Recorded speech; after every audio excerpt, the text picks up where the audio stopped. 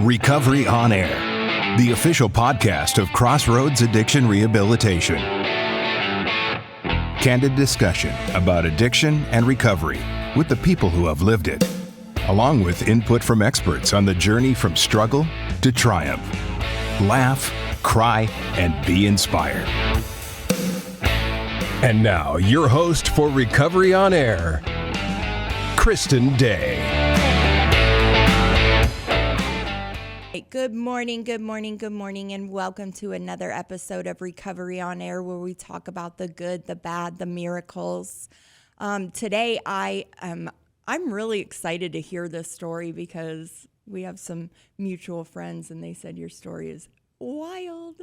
So, Angelo, thank you so much for coming. And I had to bully your manager or your boss and tell him, hey, I need to borrow him for a couple, and let me put him on the pod. And so, I'm super excited. Thanks for having me. Absolutely. So, like I said, I don't do scripted or anything like that. I just like to have a natural conversation, and I'm super interested on what was childhood like. And childhood mixed. I mean, in to some degree, I grew up in the church. Okay. Oddly enough, you see certain things in the church. For sure. And it eventually led to an aversion towards that type of thing. But I mean, like father an alcoholic. Mm-hmm. I know he dabbled in drugs too. Yeah. But more so an alcoholic. And I look at that now, and I was so adverse towards alcoholism that I chose to do drugs instead. For sure. And I mean, there's good, and there was some bad. There was, for sure. We ended up kind of like, my parents got divorced, and I remember our house being kind of more like the kickback house where all the homies go. Yeah.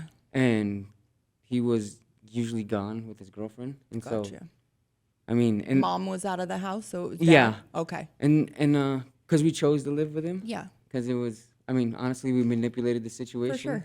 I mean, that's what it was. I did the same thing. Yeah. Yeah, I get it. Manipulated the situation and kind of gangs, drugs, all the things that came with it. A good friend of mine got shot in front of my house. You grew up here in Arizona? Yeah, in Phoenix. Okay.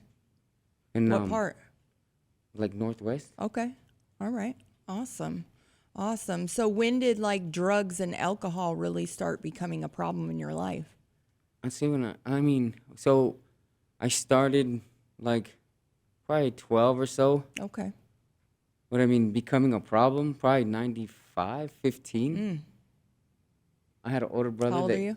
I'm 45. Okay, I'm 43. So 96, I was freshman in high school. You were almost graduating, yeah? I dropped out freshman. Okay, I got you. Which is kind of a trip, because when we talk about some later things that happened in my life, Bro, you're a fucking smart motherfucker. And I attribute that to my mom. But I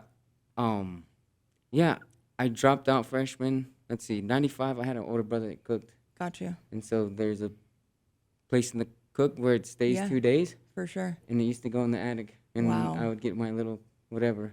And I remember it was during the summer, and I remember just like people even saying, your skin's like even different colors. Like I'm 15 years old. Meth? And yeah. No, but I wasn't cooking it. Oh, he was though. Yeah. And Gotcha. like, so I would do the solid of leaving it in the attic. Gotcha. And giving it to him when the 2 days was up. Yeah. With yeah. So, I mean, 95, probably first time. Mm-hmm. But, so like in like kind of in gang culture, the skewed thought process is, if I'm selling more than I'm doing, and I'm not some bum on the street, then I'm not an addict. Right. I'm just Just partying. me. Yeah, I'm no, just for doing my sure. thing. For sure. That's wild. Ooh. So Northwest Phoenix. I grew up in Glendale, 51st and Union Hills, so Deer Valley High School. But yeah, man, when did you start going to prison and stuff?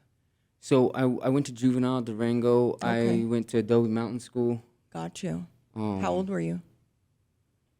Probably Durango, 13. Okay. I went to Adobe. I was supposed to go 3.5 months. I stayed till I was 18. Wow. It was kind of like a rite of passage. Yeah. Like, so the guys the older guys that I grew up with, they would come out of Adobe and they would be They'd be ready. yeah, they'd be on swole, and all the Right. girls in the neighborhood liked them, and Yeah. so it was kind of like kind of an attractive thing. Absolutely. And so I was out 7 months, Mm-hmm. and I was charged with first-degree murder. Okay. And what happened with all that? I went to trial, Mm-hmm. was acquitted of first degree, found guilty of second, Wow. received the aggravated maximum of 22. While in prison, I mean, I'm a kid. Yeah. You know, once again, you gravitate towards those How old were you same- when you were charged? 18. Okay. So you It went. occurred right before I went back to Adobe Mountain. 'Cause Gotcha. So, yeah, 18. Mm-hmm. And being so young and going straight in, Mm-hmm. like, I've seen what it does to people, especially at that age. Yeah, and You know? I drank the Kool-Aid and ate all the indoctrination and Absolutely. like believed it with all my little heart. Right. Which is like I smiling. It's not funny, but it's just my naivete was. Right. I laugh at it because I mean, If you could go back and change because it, it's would you- obviously wrong. Right. It's No, for obviously sure. wrong. But you're going to get eaten up and spit out in there if you don't gravitate to that and do exactly what you're supposed to do, Yeah. you know? And with that said, I checked all the boxes, and I mean, I spent the majority of my time in Supermax. Got you. I caught a charge in there for aggravated assault on a corrections officer. Got I you. kind of gloss over that because I mean, I see other people when they talk about it, their eyes light up. Yeah. And it's it got me to where I was, Right. and like I had to go through darkness to really see light. For sure. But that's That's that's not- what it served. Right. That's the only purpose it served. For sure. And it gave me experience that I can That you can form help- a rapport with other Right. people that You have can done the help same other thing. people. And if I can change, because I mean, I look at it as like a spiritual miracle, Mm-hmm. and kind of going while in VCU, which is basically Supermax within a Supermax. Supermax. 24 or 23 in and one Yeah, but out. the difference with VCU is you're shackled with the feet and the hands, Damn. and if say you go to visit, it's face down on a gurney. Wow. And then so it was in there that like my path to freedom started. And that I started receiving those they're basically every month you'd get an envelope, and Okay. it would give you 2 pieces of like philosophy, and you could either choose to read one every other day, read each one every other day, or you could read one for 2 weeks and read the second one for the Was next it like 2 an weeks. affirmation type thing? No. No? It was describing, I mean, different elements. Like it would quote some Vedanta. It would quote Viveka Chudamani, which is like the jeweled crest. Our crest is jeweled of discrimination. Okay. It's like our old text aspects of Kashmiri Shaivism. So let me ask you, the 22 years that you did, I mean, obviously you went in there, you know, being a gang member and all of that. Mm-hmm. Like, was it right away that something clicked? Like, No. I'm going to fucking change my shit No. because I don't want to do this 22 and... No. It was at the very end. Okay. Yeah, well, I was just talking to George this morning, and he's like, man, for the fucking first, 14, it was like a shit show. Yeah. for And sure. then the last 4 or the last, that's when something clicked. And it was cumulative. It wasn't like I started reading these things. I was still a dirtbag. Yeah, no, reading for this sure. And meditating every day and doing a mantra. But it was cumulative. And that whole time, my mother every other week she'd come see me. Okay. And she's a retired Head Start preschool teacher. Okay. So I attributed my intelligence a lot to my mother in that she'd like summertime, like these library book programs with a little accordion type Yeah. thing where I'd read books and write them down. And while I was in prison, anytime I wanted a book, she'd get it. She would get it for you. Yeah. And I utilized like psychology and For sure. NLP and all these different things to be a bigger dirtbag. But I mean, eventually it actually led to me reading philosophies and me asking the questions that, like, is there a God? Why are we here? Why are we Like here? those, What are we doing? yeah. Why do we do these things? And that's, I didn't know it at the time, but I was already seeking. What so career-wise, what degrees did you get while you were in prison? So while in SMU too, because it wasn't Browning yet, I took English 101, English Okay. 102, my little number 2 pencil. Yeah. They would not do anything else there. They really didn't think you deserved anything. Gotcha. And the teachers there said, I don't get paid to proctor, so I couldn't take courses that were proctored. So the majority of my education at that time was informal. Gotcha. And that's, I mean, like all the what do we call them? The prison classics, the 48 sure. Laws, and For the sure. Machiavelli, the Prince, and Sun Tzu. A lot of the books that are outlawed now. Like I said, neurolinguistic programming, like learning how to do a memory palace, so I didn't have to write things down. And but I read yogic treatises, and that's actually part of the, like, when someone there's a gurukula that's like a school. Like when someone's a young man, they go into, or a young woman, they go into the school and they actually train their mind in these ways. Okay. And so in a weird offset way, I was actually I was taking part in that without knowing that I was taking part in it. And so I mean, I think the attitude is more like weaponizing. I weaponize my body, I weaponize my mind. Right. I remember, like, I always say this, like after searching for some time, I settled on nihilism. Okay. Because I remember I got Manly P. Hall's Man's Search for Meaning. Oh, no. Wait, no, my bad. Wrong book. Ancient Wisdom of All Times, or something like Something around though. Yeah. And the other book's a different one my brother sent me. Gotcha. That's Frankel, Man's Okay. Search for Meaning. Okay. Have you ever read that? So this psychologist is a Jew, and he goes into the concentration camp. Wow. And he has his dissertation in his pocket, and an SS officer doesn't take it from him, and he keeps it. And he makes the observation that no one really died physically. They died mentally first. A couple of days before they die, they'd give up their cigarettes, their shoes, they'd give up. And he quoted Nietzsche's, as long as a man has a why, he will find a how. Wow. And so he had this, like, just, he took it as he had this insight, you know? And what I like about him, too, is he never left it jaded, because he was a German Jew. Okay. And he lectured still afterwards. He's one of the German Jews that went back, lectured, and this woman asked him, "You speak German still?" And Randy goes, "Ma'am, if your mother was murdered with a kitchen knife, would you cease using a kitchen knife?" Like, and I just, deep. I liked his attitude. And, like, where I try to parallel it with is I'm in Supermax and I'm suffering. Right. And so, like, as long as there's a why, you can get through anyhow. Right. But yeah, for sure, informal education leading up to formal education. When did you get out? In January it'll be 4 years. Okay.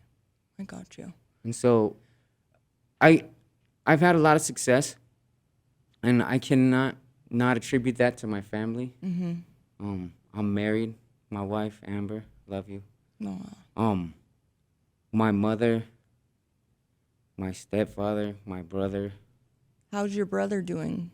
My brother's doing good, He's actually. doing He good, was too? he was a knucklehead, but, like, so when you talk to older people, like in the neighborhoods back in the days, it was a teenage thing. Right. And then you phased out of it and became a man, you worked, and you had a For family. sure. That's what it was supposed to be.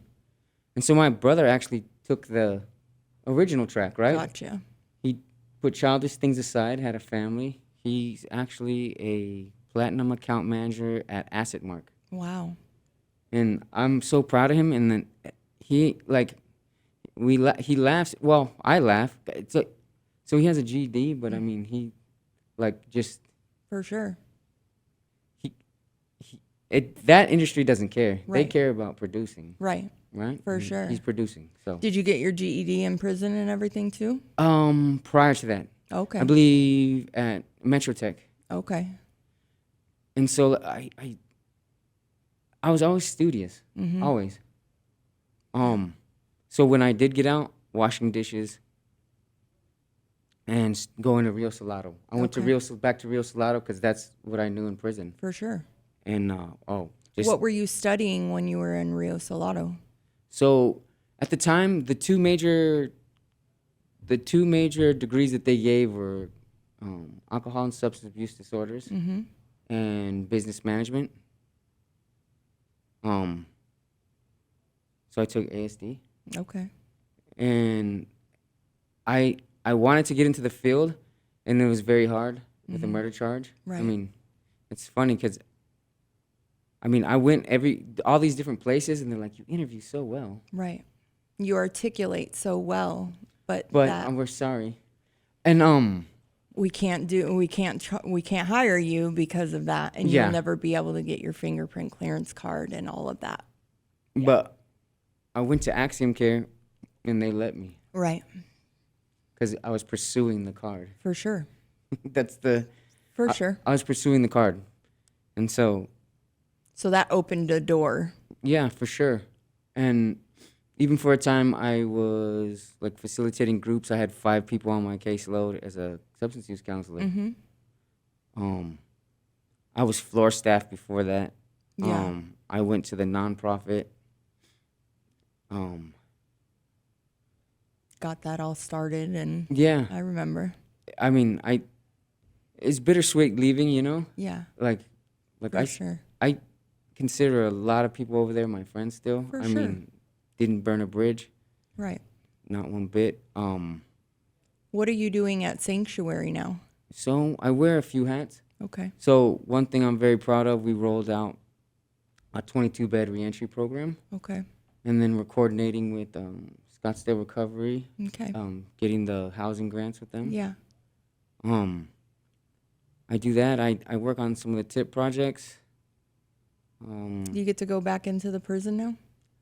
So I tried to. Rio Okay. I was gonna go to Perryville Yeah. and wouldn't attend a graduation, but I wasn't allowed to.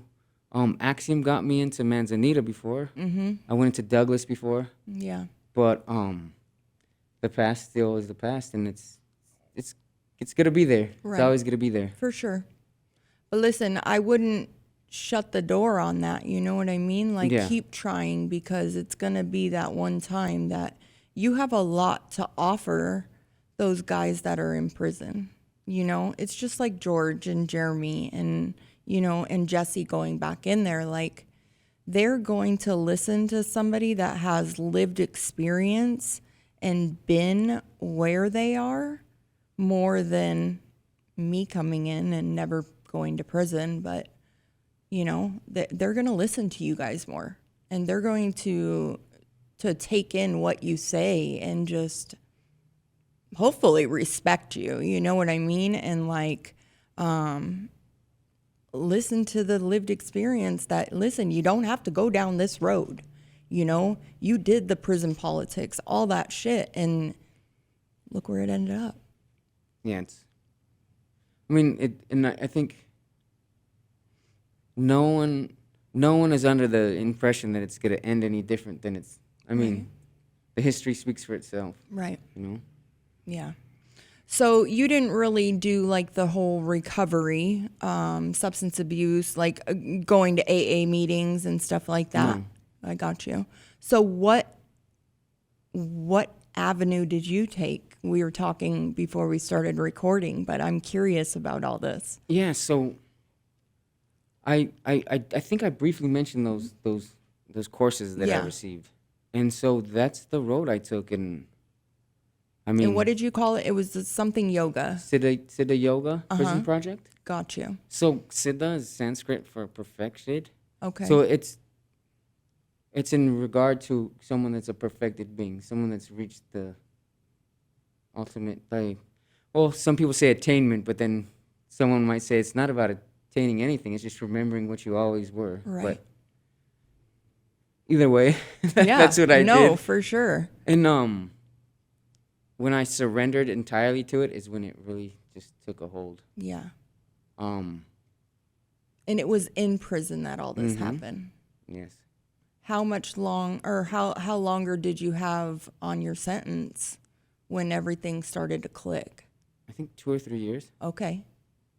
And yeah. So you And- were taking classes and doing.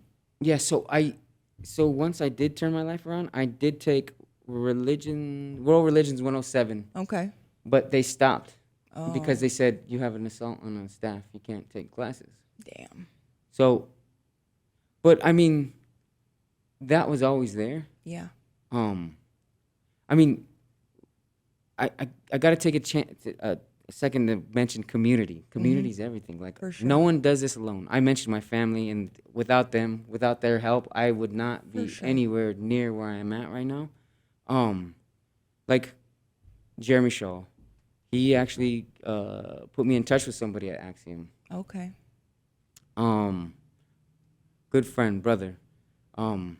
We're actually incorporating Arizona Coalition for Higher Education in Prison, which is something freaking huge. Yeah. It's something we're really looking forward to. I'll mention Cordero Holmes. Yeah. Have you ever talked to him? I haven't, but I You want to should get him on. here Yeah. for sure. So I'm on LinkedIn. He was a big mentor to you. Oh, yeah. like he opened up the academic door. Like I was already getting A's, but see what he did is he introduced me to a man over there named John Bastian. Okay. John Bastian's like, you should join Phi Theta Kappa. I went to join Phi Theta Kappa, did different things. Is Democracy that a Fellowship. It's a fraternity, a but my brother jokes, it's not the fun kind, huh? You know what I mean? It's the academic. It's an academic Yeah. fraternity. It's for all the smart people. Associated with community colleges. And what's beautiful about that is once you're in, you automatically get like I think $4K for your bachelor's. I ended up being awarded the All Arizona Academic Team Scholarship, which pays for all my bachelor's. If I play it right, I might be able to utilize it to do an accelerated master's program. Wow. I changed my major to what is it? Oh my, public administration. Okay. Because there's a 501c3 track. But like I said, with Cordero, what happened was I reached out to him on LinkedIn and just congratulated him for getting a double bachelor's because I Yeah. heard that he had been in prison. He did like 12 or like Wow. for armed robbery. Yeah.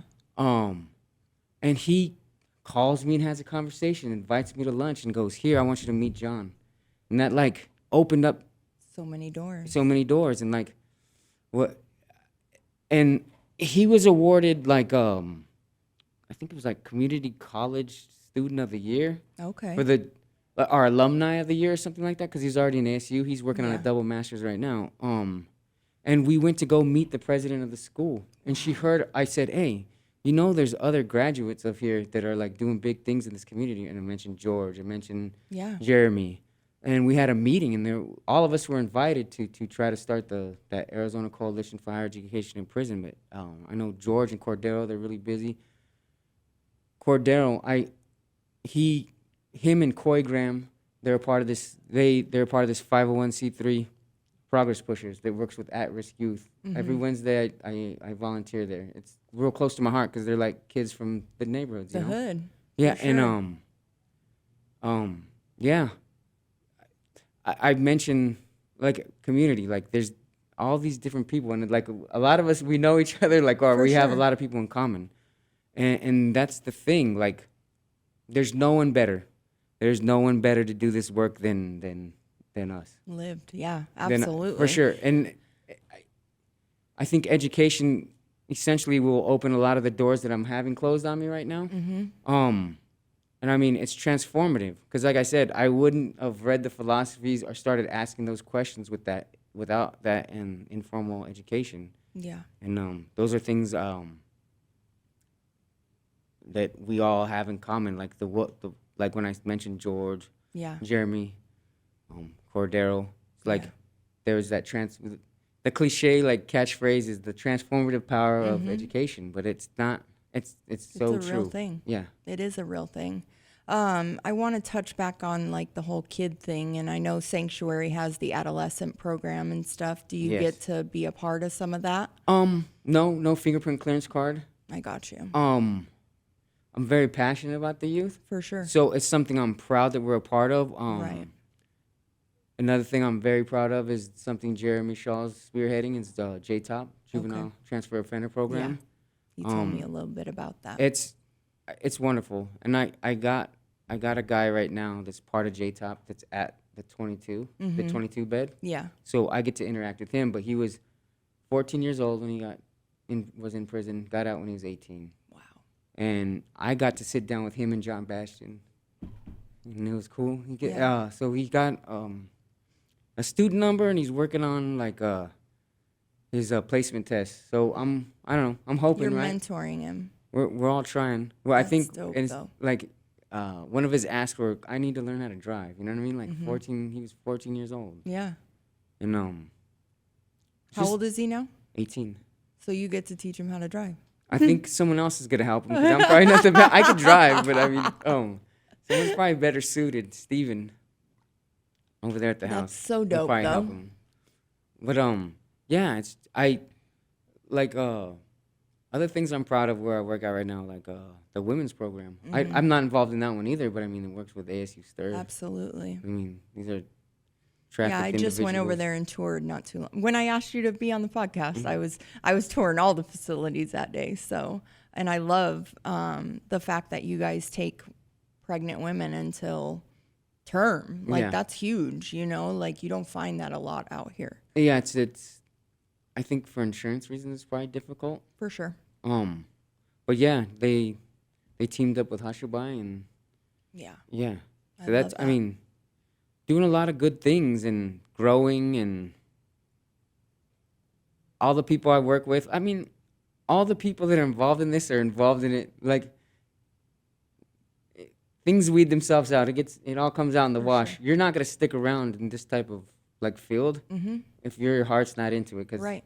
it's You got to have that compassion and that empathy. 'Cause And let me tell you, there's even with some- it drains you. For sure. Absolutely. And there's times where, God, I want to shake the hell out of people. I do. I've been doing this shit for 7 years. You know what I mean? But then I have to take a step back and like realize like we're all fucked up in our head, you know?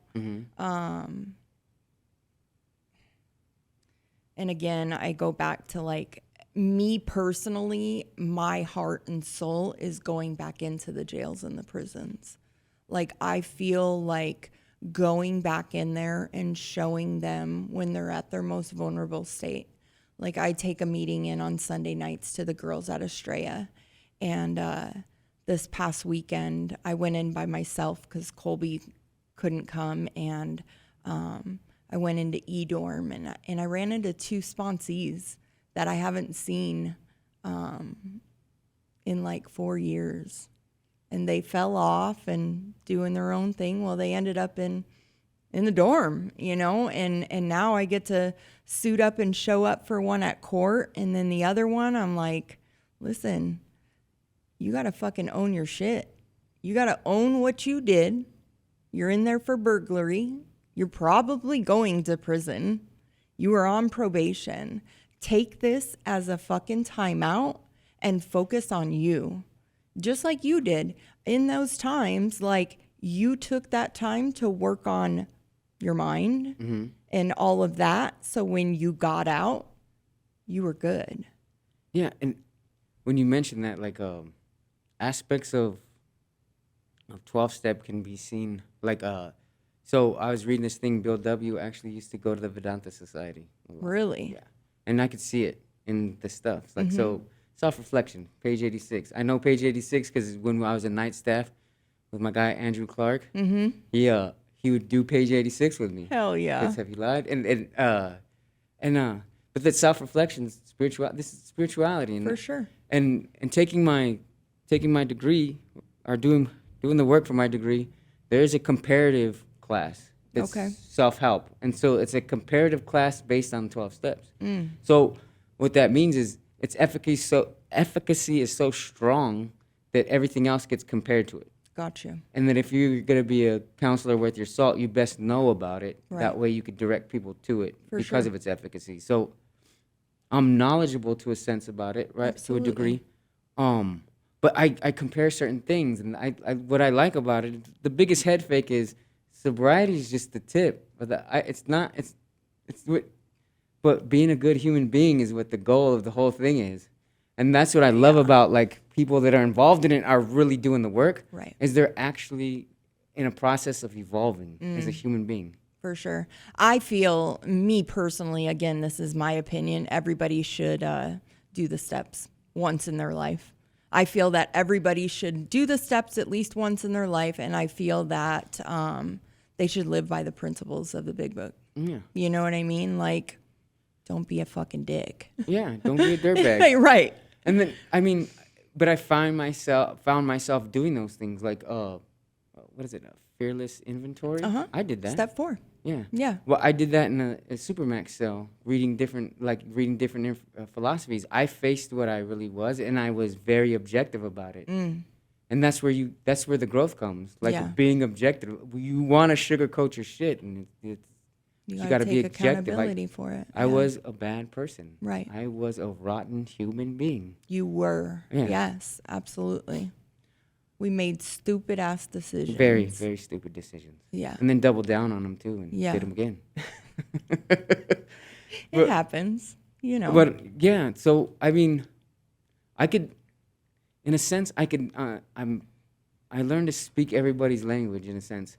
So like Jeremy West is big on the 12 steps, and we've had conversations, and I could speak the language and understand like where people are coming from when they talk about like.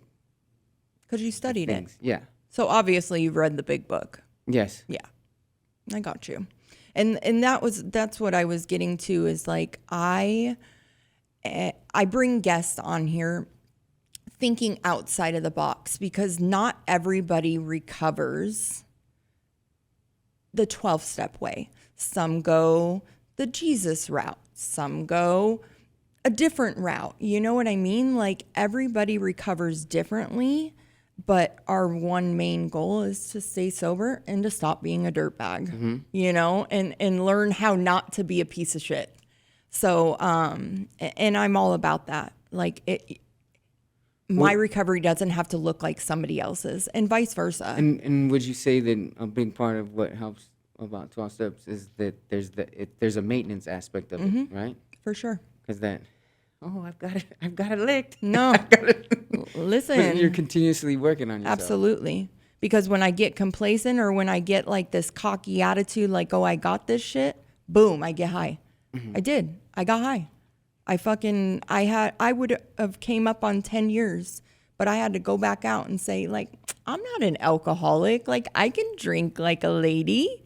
And then I fucking drink a gallon of Fireball in a night, have my stomach pumped, and before you know it, I'm shooting dope again, you know? And I lose my kid, and my rights are severed, and my daughter's adopted, and boom, I'm back on it again. So, yeah, I mean, everybody's recovery looks different, you know, and I'm okay with that. In the beginning, it was like, this is the only way you're going to get sober, and these are the only way that you're going to stay sober. And it's not. Like, I've really thought outside of the box. Everybody recovers differently. And I think, personally, my spiritual path kind of teaches me that. And that, like, they're talking about, there's this disciples, and they're asking this master, master, why do the masters always argue about the way? And the master laughs. He goes, the masters don't argue about anything. It's the disciples that argue amongst themselves about which way is the right way, you know? Not always like, do you like Bruce Lee? So, like in the movie, I Enter the Dragon, he's with a young man. He's showing him different things, and he's talking about everybody's focused on the finger. The finger's the vehicle. Like, it's pointing to the moon. It's all its glory. But people get so fixated on the thing that points to it, right? And so this path is the thing that points to it. The path or the religion or the sect is the vehicle. When we get so infatuated with the vehicle that we're just spouting concepts of the vehicle and we're missing what it's pointing at. And so I think once you kind of evolve to a certain spot, you do start to see these different, like they're all leading to the same thing, and you're more fixated on the goal, and you could tell if someone's really aiming for the goal when you talk to them. For sure. So, what does life look like today? So I'm going to NAU. I'm married. I have a townhouse. Any kids? No. No kids? Not yet. Not yet. Okay. Really busy. I got you. You know, and I talked about how important my family is, but my brother's voice is in the back of my head talking about, well, then why don't you hang out with us more? But you're focusing on all these other things right yeah. now. But I mean, finding a balance is something I struggle with. Like, I get it. Like we always trade one addiction for the other. Like we workaholics. That's a thing. Yeah. Yeah. 2026, my goal is to find some fucking balance in my life and like not consume myself. And it's easier said than done. Like we say it, so. You know, but I definitely want to find more balance and, you know, focus on the family aspect and being around them more. And yes, I've banged my recovery like I bang my dope, you know, I'm all into it. Mm-hmm. So, but yeah, you said school and all of that. You're going to school. You're going to start your master's or no? So I'm in the middle of my bachelor's. But like right so, now. If from what I understand in this path, if I with 12 credits, I could elect to do the accelerated master's program, gotcha. Which has overlap. So instead of 36, it'll be 24. Okay. And I think some of my scholarship stuff will cover it. Yeah. And so That's my wife's dope. probably rolling her eyes right now while she's watching this. Like, all right, yeah, get some more, right? Like, pile some more. You're on like, there. yeah. But yeah, all I know is the driving force is I want to help people. Yeah. Where that leads, we'll see. We'll see. We'll see. For sure. What are some goals you want to accomplish within the next year or even 5 years? I have my degrees. Curious to see what Arizona Coalition for Higher Education in Prison does. Yeah. I think it's got a lot of potential. Is that where I'm going to put all my chips into? I don't know as of yet. Is it just individual people that are a part of it, or is it organizations, or? So the way it's formatted is the bylaws make it to where 51% of the board members have to be formerly incarcerated individuals that are in school or were in school. Are you on the board? I will be. Perfect. Once it's done incorporating. But it's also made up of elements of the faculty. Carol Schmidt, Heather Tyler, I think they're going to be original board members, and they have this PEP. And it's basically this coalition of colleges. It's all community colleges, the big three, ASU, U of A, and AU. They're forming those networks. And it's going to be funded by Ascendium. Ascendium is a funder that they specialize in aiding people get their education from marginalized communities. Okay. Prisoners being a marginalized community, but also like women, lower socioeconomic status, those things. There's already, shout out to Patrick and Jay from Georgia Coalition of Higher Education in Prison, GATCHIP. I'm like, they're mentoring us along, and they're gonna help us. They already have theirs. Yeah, and they're gonna be fiduciary sponsors while we're still incorporating. That's dope. They're guiding us on our way. And so there's a national coalition for higher education in prison. So, we see so much potential, and we're very excited about it. For sure. But I don't know exactly how and where and what it's going to do. I think it has the potential to do a lot of things. And I think there's potential with housing for some of these individuals, and that you would want a house that was purely academic house. Like all the people in there were just got out, and they're trying to study and do their thing. And they're trying to study and do their thing, yeah. Because, the energy, right? Yeah. Even individuals in a house that they're going to feed off each other. They're going to hold each other accountable. For sure. Like that could be making sure they go to a meeting, but that Yeah. could also be making sure they turn in their homework. Right. You know? But yeah, and I'm curious to see who comes out of it. Because, I mean, I remember Jeremy talking about in a meeting, I think we were at, like, United Way. Mm-hmm. He's like, I could get my fingerprint clearance card and go to a juvenile house, but I can't be a freaking realtor.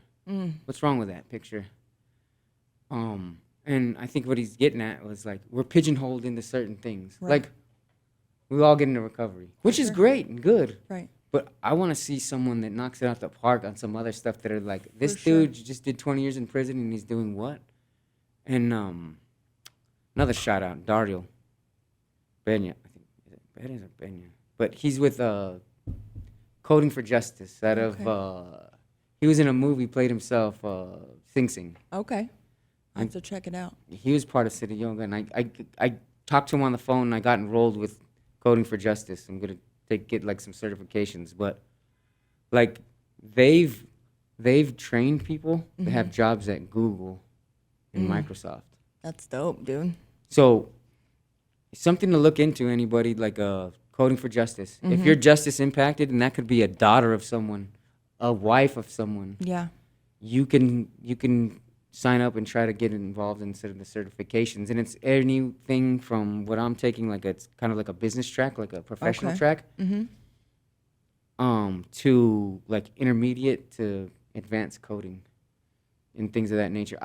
I'm gonna, like, what I'm taking is more like utilizing some of the tools and then coupling it with AI and maybe Let a me little ask bit you, of are you coding learning to like to hack stuff? Like No, that kind of no, stuff? like just kind of like automate workflows. Gotcha. And like basically make you a better employee. Like make you like that kind of thing. That's dope. But yeah, I mean, a lot of people are doing a lot of good work. Yeah.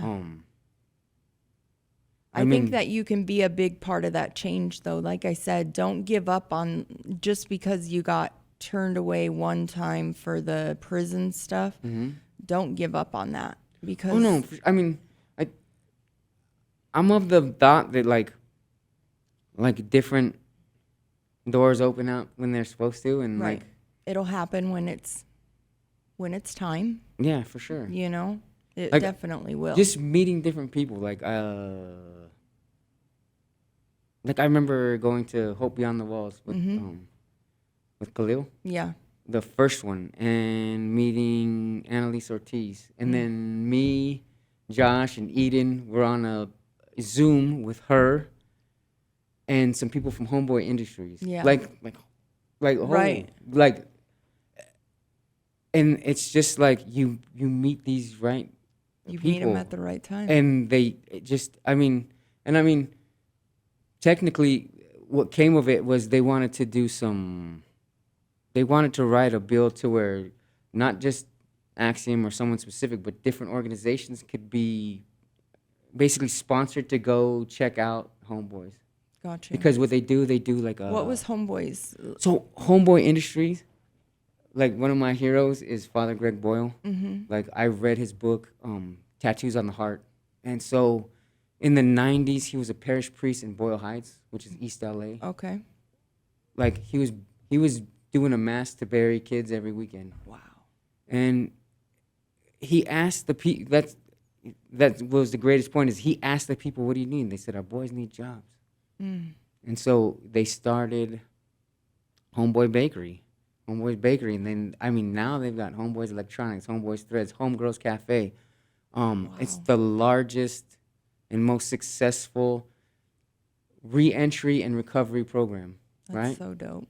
And I just modeling after, and like I said, like Eden, you've met Eden. He's Yeah. a graduate of Homeboys, and Right. so he hooked us up with all the people over there. They're beautiful, man. They open up their books, and I mean, like, Are they here in Arizona too? No. Just in LA. yeah. Yeah. And okay. that's a dream. Right. That's a goal. For sure. I mean, For sure. have Maybe something- you can open it over here. I mean, Arizona needs it. and the thing, like they talk about, is compassion, kinship. Like that's what you got to lead with. The rest will take care of itself. Right. And that's and the man just leads with love and like Yeah. compassion, and like he's with them, And that's what it takes. Is he's out there with them, and he's not trying to. And they're dealing with adults, or are they dealing No, with I adolescents think they too? do have some children programs. Okay. I'm not very familiar with them, but so it's a 18-month program, which Okay. makes complete sense, by the way. For sure. I mean, we get stuck with 90 days. Yeah. I mean, we get the Band-Aid here. Yeah, absolutely. So the first 90 days, they give them what's known as a kinship stipend. Okay. And so they don't have to worry about getting clothes, getting shoes, and doing the stupid things to get my shoes and my clothes. Right. They focus on case management and SUD classes and Gotcha. those things. And then they get into the job, and I believe they have like three facets. It's like you're entering, you're an employee, then a supervisor. Got you. But social what is it, social entrepreneurship or social? Yeah. But like you, Mom, somebody For here sure. that does it, right? I mean, but they mastered it. Yeah, They just took it to another level. for sure. And I mean, I think that's a key too. And seeing things on a spectrum, right?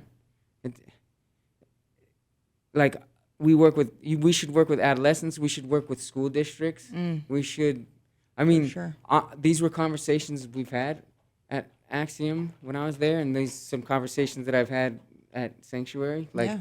Like the thing is, it should be on a spectrum, and like I mean, I've had the privilege of knowing Erica Ovalle. She's a District 1. Okay. That's Congress. no, District 1 school board. She's a school board Gotcha. member, right? And what's interesting, what is it? I'm trying to remember, like title. The school district she's in is like 85% poverty level, right? And I mean that would be ground zero. Like For sure. that's where you'd go if you're really concerned with recovery and reentry. Let's inoculate. Let's start right there. Let's inoculate. For sure. Right? Let's. I mean, if we're gonna look at it as disease, let's use the nomenclature of disease and say, well, then let's inoculate. Yeah. Right. For sure. Let's build a resistance to this disease that we see. And like that's the vision. You start there. You do charity work, and I think hook up with other organizations. Like I get to freaking. I love. God, where they're just there this last weekend. Oh boy. I'm like drawing a big blank. Phoenix Rescue Mission. Got you. They do all the things with the kiddos. We They did do. some Christmas stuff. Yeah. Love that. Like, I mean, anything that was worth anything would be a spectrum like that. Because Right. it's a community. It's a whole Absolutely. community. Absolutely. You address everything at the community level. And I know Joe Landon has that vision for Sunny Slope. He does.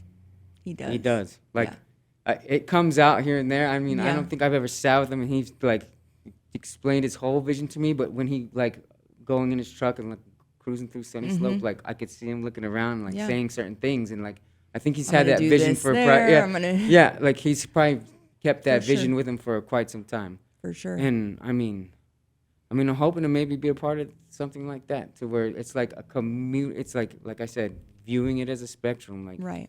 it's And that's what I love about like working in the behavioral health field now is we're not working against each other. And I No. think the more people that realize like, oh, well, we have this one over here who's like, well, we offer this and they don't, and this and that. Like if we all come together in unity, we're going to help more people than working against each other.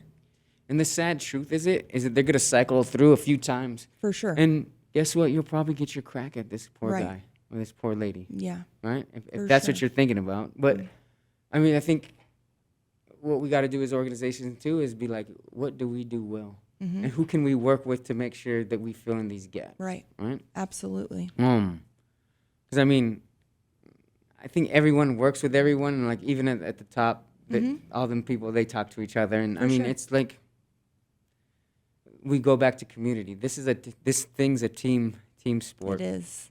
There's no way. You can't No- do this by yourself. No, and no one organization can can fix the problem. Right. No, I agree. No. Well, if anybody is struggling, what would you say to them? There's hope. There's always hope. And listen to that little voice that's always been there with you. Absolutely. That knows it's wrong. That knows there's that little voice that it never left, but you just blocked it out with a bunch of your bullshit. Feedback, negative self-talk, but it's always been there. It's a constant, right? And if you're on the merry-go-round and you feel like you want to get off, but you don't know how, like look to someone else that's sitting on the sideline, just looking at you, waiting for you to decide, because there's plenty of people there that will come and help you. For sure. If somebody wanted to reach out, where can they find you? LinkedIn usually. Okay. I guess I'm more active in LinkedIn. Got you. I'll see about posting your LinkedIn in there. And yeah, and I mean, you reach out and we'll figure it out. Absolutely. If I'm not the guy, I'll point you who is. I know connectors. Yeah. I know a lot of good men, women that do this and love it and are great at it. And if I can't personally do it, I'm gonna find somebody that can. Yes, I will. Yeah, I'm the same exact way. If I can't find it, I will absolutely find it for you. So, again, I just want to thank you so much for coming on and just sharing your story. And thanks for having me. Absolutely, and you gotta. There's more coming. I promise you that. I feel it in my bones that you're going to have a bigger purpose in all of this, and don't give up and keep doing what you're doing. So if you are struggling, you can always reach out. We are at thecrossroadsinc.org. You can also come to our corporate office at 2002 East Osborne Road. We're open Monday through Saturday. We also take all commercial insurance and all access plans. So again, Angelo, thank you so much for coming on. I appreciate you. Happy holidays. And with that, I pass. Bye.